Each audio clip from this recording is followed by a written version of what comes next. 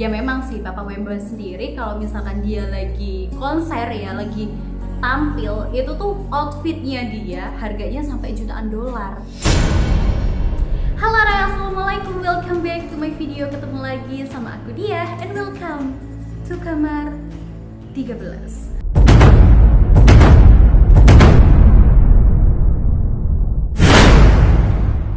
Oke, arek-arek kamar 13 ku sayang, malam ini kita akan membahas salah satu hal yang cukup menarik ya, karena ini merupakan kebiasaan, salah satu kebiasaan dari satu kelompok orang-orang di Afrika. Tetap bahagia dan elegan meskipun mereka tuh nggak makan. Gila. Tapi sebelumnya aku ingatkan lagi untuk kalian, jangan lupa untuk klik dulu tombol like, komen, share ke teman-teman kalian yang lain, dan jangan lupa untuk nyalain lonceng notifikasi kalian biar apa? Biar aku semakin semangat untuk upload videoku yang terbaru dan tentunya channel ini semakin berkembang. Oke, langsung aja kita mulai and check it out. Oke Rek, jadi hari ini aku akan membahas salah satu subculture di dunia yang berasal dari Afrika, dimana orang-orang ini adalah orang-orang yang cukup menarik karena tuh mereka rela nggak makan berhari-hari demi bisa membeli pakaian branded. So langsung aja kita bahas gaya hidup Lhasa di Kongo. Nah, kalau kita tahu negara Afrika adalah salah satu negara yang miskin, banyak orang-orang di sana yang kehidupannya di bawah rata-rata, dan negaranya juga terkenal sebagai negara yang tandus garing gitu sih ya. Dan banyak juga orang-orang yang kelaparan di sana. Padahal tidak semua di bagian Afrika ini orang-orangnya kayak gitu. Ada juga beberapa negara atau juga bagian dari Afrika sendiri yang memang negaranya itu maju. Tapi sayangnya ternyata Republik Kongo dan juga Republik Demokrat Kongo itu merupakan negara yang bisa disebut miskin di dunia. Gak cuma kemiskinan ternyata di sana, di Kongo dan juga Republik Kongo ini ternyata banyak banget orang-orang yang kekurangan gizi. Nah, salah satu penyebab kenapa negara itu miskin dan juga banyak orang-orang yang sampai kekurangan gizi itu ternyata karena banyaknya korupsi dan juga terjadinya perang sipil. Padahal kalau kalian tahu sebenarnya dua negara ini tuh sumber dayanya banyak banget ya, kayak emas, tembaga, itu tuh di sana tuh banyak Nah, kalau misalkan kalian tahu ya ternyata kalau kita lagi di Kongo ya, di tengah-tengah masyarakatnya yang miskin dan lingkungannya tuh juga kumuh ya, itu tuh pasti kalian lihat ada mungkin satu atau dua orang yang berpenampilan nyentrik banget dan pakai baju tuh bagus dan bener-bener kelihatan branded. Dan kalau kita tahu ya, mungkin orang-orang yang seperti itu adalah orang-orang yang terkaya di daerah ini, tapi ternyata enggak. Padahal itu bukan itu disebut dengan saput, yang artinya sendiri adalah berpakaian dengan kelas. Nah, sapa ini sendiri adalah sebutan untuk orang-orang yang menganut gaya hidup Lhasa.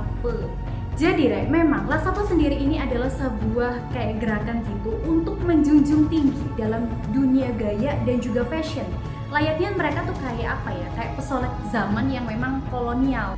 Jadi kalau memang diartikan ke dalam bahasa Indonesia ya, adalah orang-orang penyetel atmosfer yang naikin suasana dan orang-orang elegan.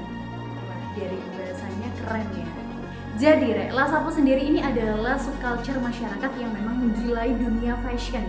Jadi sebenarnya orang-orang Lhasa ini adalah orang-orang yang biasa, bahkan bisa dikatakan sama aja miskin, sama kayak orang-orang Afrika pada umumnya.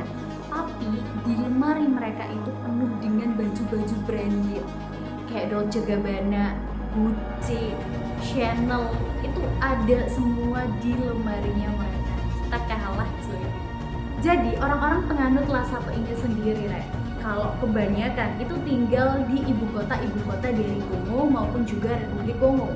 Nah, kalau kita ya orang-orang normal ya, itu pasti kebutuhan utamanya adalah primer, yaitu makan. Tapi kalau buat orang-orang Lhasa, itu kebutuhan pertamanya mereka adalah kebutuhan fashionnya mereka. Kebutuhan apa ya? Pokoknya nggak apa-apa gue lapar, pokoknya bajunya branded. Jadi mereka rela nggak makan berhari-hari, rela kelaparan cuman buat beli baju dari desainer-desainer Prancis, Itali, kayak gitu. Padahal kalau buat orang-orang normal kayak kita ya, Rek, susunan kebutuhan pasti primer dulu, sekunder, baru tersier. Nah kalau buat Sapo beda, Rek, kebutuhannya tuh susunannya tersier, baru primer. Jadi baju, baru makan. Itu pun kalau ada duit lebih, kalau enggak mereka rela enggak makan. Padahal kehidupan dari Lasape ini sendiri, Rek, sebenarnya tuh susah ya. Mereka buat makan aja susah, jangankan buat makan. Air di rumahnya aja itu belum tentu ada. Tapi mereka tuh ya, sekalinya keluar rumah, mereka tuh jadi yang paling hits. Jadi outfitnya tuh yang paling mahal. Jadi mereka tuh nggak peduli gimana kehidupan mereka, ekonominya, keadaan gimana di rumah tuh kayak apa. Gak peduli sama sekali. Yang penting mereka paling ngejreng, paling gonjreng kalau mereka lagi keluar rumah. So, teman-teman kalian ada nggak ya yang kayak gini? Kalau mereka ada, berarti mereka tuh termasuk golongan orang-orang Lasap. Jadi dari tahun 1880-an sampai 1960-an ya, negara dua-duanya ini memang udah ada. Jadi memang di masa penjajahan itu memang para penjajah itu biasanya ngasih hadiah ke orang-orang Kongo dengan desain-desain Eropa yang branded kayak gitu. Dan buat orang-orang Kongo sendiri ya, itu sudah tertanam mindset kalau pakaian dari orang-orang Eropa, kayak dari Prancis, dari Itali, itu adalah barang-barang yang sangat berharga. Lalu Re, ada lanjutan lagi di kisaran tahun 1976 ya. Ada salah satu orang remaja Kongo yang bernama Jenny Marzetta yang memang merantau ke Paris. Nah, terus di sana itu tuh dia kayak bikin perkumpulan orang-orang remaja-remaja Prancis, dan pastinya mereka tuh kayak berpakaian gaya bajunya orang Prancis gitu. Nah, setelah itu ya ternyata gaya berpakaiannya mereka ini dipakai waktu dia tuh mudik ke Kongo. Biar dipikir orang-orang Kongo ya dia tuh di sana udah sukses, dia di Prancis tuh udah sukses kayak gitu.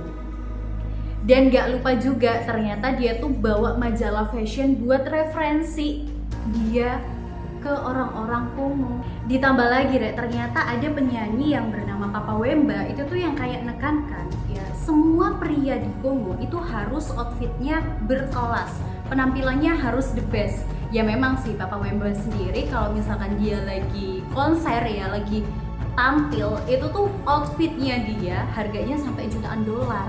Dan dari faktor-faktor ini sih akhirnya makin banyak pria-pria Kongo yang makin tertarik dengan dunia fashion. Apapun mereka lakuin sampai mereka itu bisa beli outfit yang benar-benar harganya berkelas gitu.